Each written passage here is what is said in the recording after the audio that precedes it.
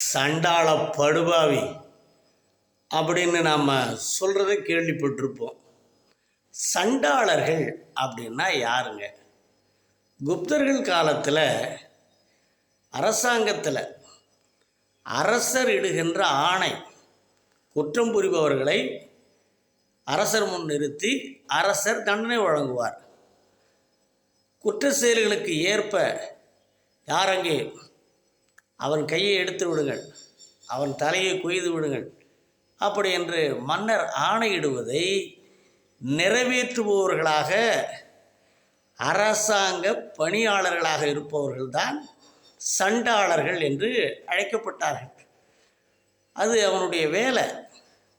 இப்போ தூக்கில் போடுறவங்கள இந்த பலகை எடுத்து விடுற பணி செய்கிறாங்கல்ல, அது போல் அது கொலைபாதக செயலுங்கிறதுனால அப்படி ஒரு படுபாதக செயலை செய்பவர்களை பின்னாளிலே சண்டாளர்கள், சண்டாள பாவி அப்படின்னு சொல்கிறது. ஆனால் அதில் பெண்பால் கிடையாது. இருந்தாலும் கொஞ்சம் மூர்க்கமான பெண்களை சண்டாளி அப்படின்னு சொல்கிறது உண்டு.